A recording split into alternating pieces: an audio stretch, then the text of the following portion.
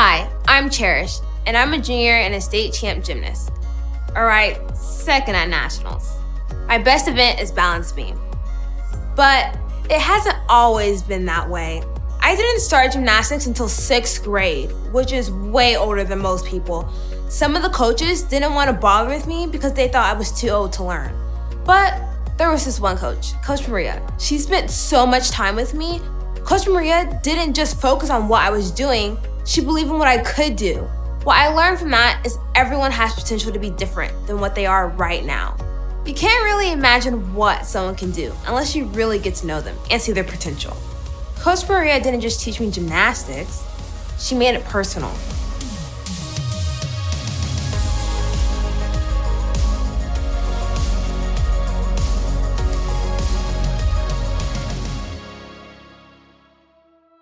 Growing up, I had a friend named Amy.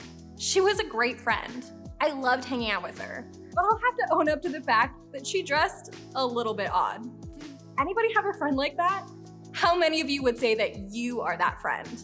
I love it. Own up to it. Amy seemed like she could wear anything and it didn't matter what anybody else said. She loved how she looked and she was so happy about herself. You couldn't miss Amy when she walked into a room. But then, fast forward a few years. I ran into Amy at a Starbucks and she seemed a little different.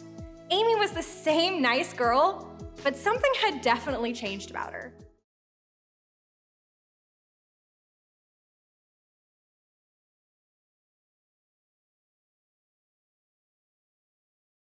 We could all probably tell stories about different people we know who've changed. Maybe you've had experiences like this. Maybe you know a girl who used to be so shy in middle school, and now she's super outgoing. Or maybe you know someone who went from being a jerk to being a kind of nice person. Maybe you yourself would admit that you're a drastically different person than you were just a couple of years ago. On one hand, it's cool that people can become different people. On the other hand, it's also kind of strange. But no matter how you feel about it, this will always be true. People change. What's interesting though, is that when it comes to people's bad qualities and traits, we rarely believe that they'll change. We think things like, my coach will never become nice instead of being a jerk. Or my sister will never become responsible. She's always gonna lose things, forget things, and procrastinate. My dad will never not have a bad temper. Or that kid at school will never not be a bully to people. When it comes to the things about other people that we don't like, we don't believe that they can become different people. But if we're all being honest, we feel the same way about ourselves. Think about it. Do you have something that you wish you could change about yourself, but you don't feel like you can? I'm not talking about your height or your eye color. I'm talking about things like this. Maybe it's an addiction. You don't feel like you can ever stop that one thing. Maybe you tried to stop before, and you did good for a while, but then you found yourself back in the same old place. And now you think, forget it, what's even the point of trying? Maybe it's a situational thing. You have people that push your buttons, and eventually you find yourself blowing up and losing your temper. And you wish you didn't struggle so much with your anger. Or maybe there's someone that you're extremely jealous of, and you wish that you felt differently, but you don't. And you don't feel like that's ever going to change. Maybe it's a label. Maybe there's something that you've done, a mistake that you carry with you, and you feel like people see you in a certain way, and there's no way that you can change that. Or you feel like you're in a category. People like you are always going to blank. You fill in the blank with the label you feel like you have. I mean, if we had a magic button that allowed us to change something about ourselves, we'd all love to make it different, wouldn't we? But unfortunately, no button exists, to my knowledge at least.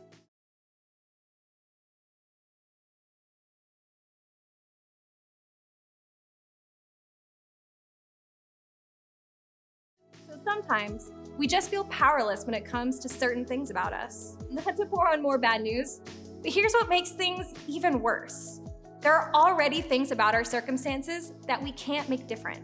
You can't choose who your parents are or where you live. You don't control how much money your family makes or what assignments your teachers give you.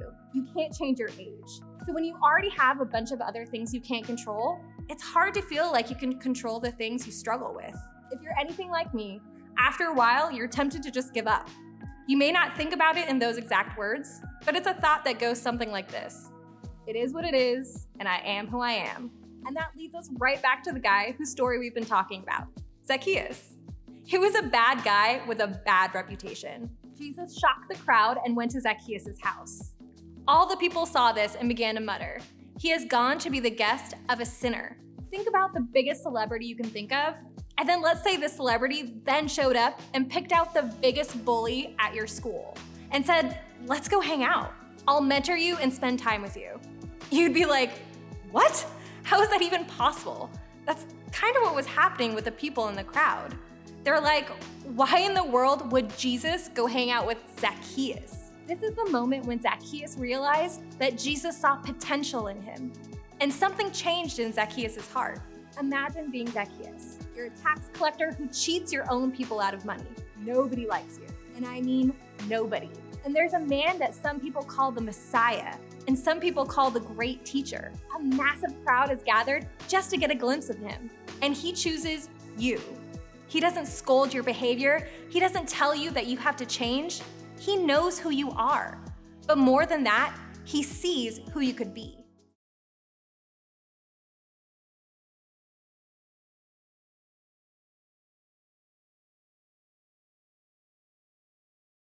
Zacchaeus' heart melted in that moment. That's when it became personal. That's when he became a different person. That's when he changed. That Zacchaeus stood up and said to the Lord, "Look, Lord, here and now I give half of my possessions to the poor, and if I have cheated anybody out of anything, I will pay back 4 times the amount." It's awesome that Zacchaeus took this step to repay people.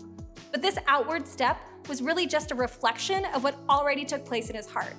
Jesus saw potential in him first. His behavior changed second. And he sees potential in you too.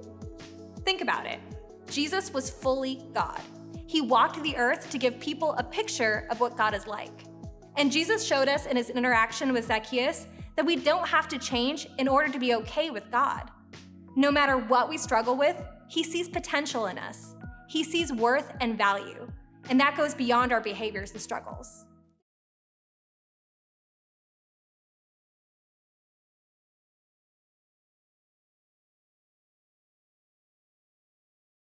Think about it this way. It's personal because Jesus knows your potential. Look at what happens next.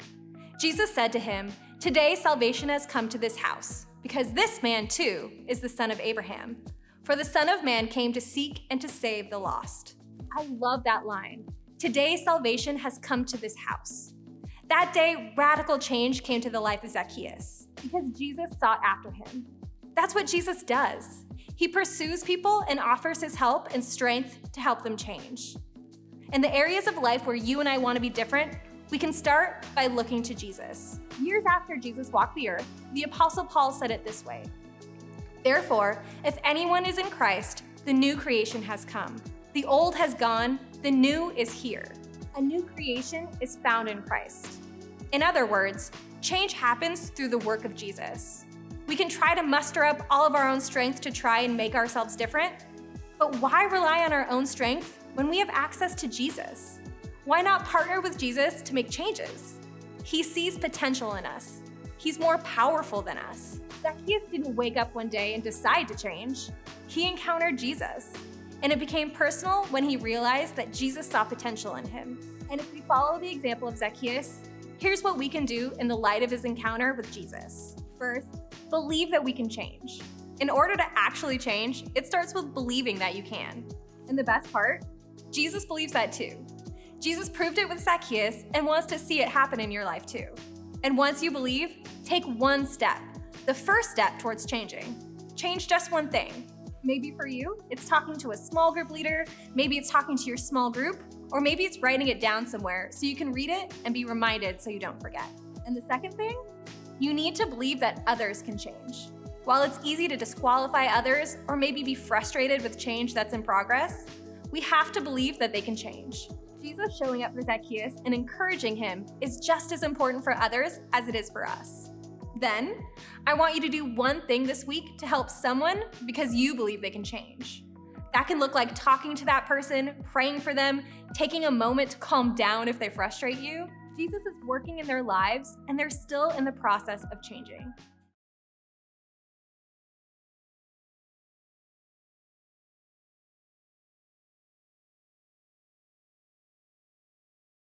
Zacchaeus became a different person.